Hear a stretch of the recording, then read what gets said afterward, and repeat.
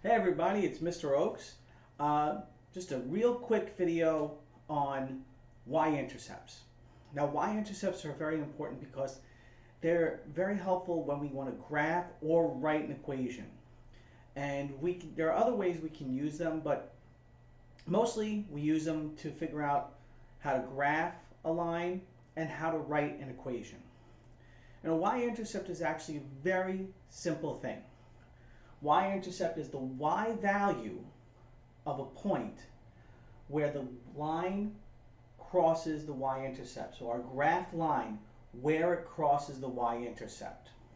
So I have two graphs here. And the first one is a non-proportional line. And what that means is that it is a straight line that doesn't go through the origin. It goes through some place else besides the origin. And the very easy thing to do when we're finding a y-intercept is to look at the y-axis, which is the vertical axis, the one that goes up and down, and see where does our line cross there. So I'm going to take my red pen, and I look and I notice that it's crossing at that spot. So all I have to do is look and go 1, 2, 3.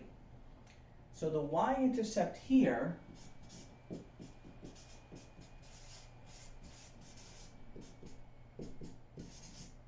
is a positive 3. That's it. Now, one of the things that's kind of weird is that often when we see the y-intercept, they won't write out the full word. They'll just use a letter.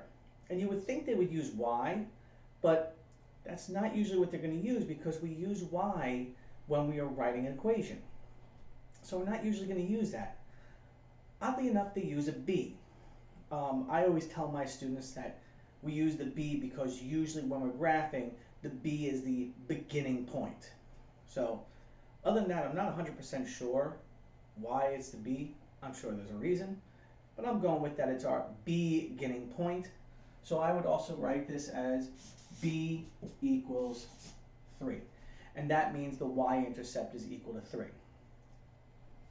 This second graph over here, that's a proportional relationship. Now you'll notice, I'm not even paying attention to really how is the line slanted, where else is it going. All I'm concerned about is where is it crossing this vertical axis.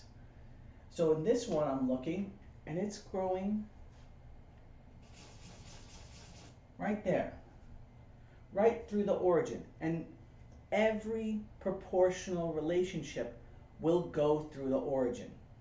Whether it's angling down like this, it has a negative slope, whether it's a positive slope, whether it is a zero slope or undefined, it's always going to go through the origin. So this y-intercept, I'll use the flat end of this,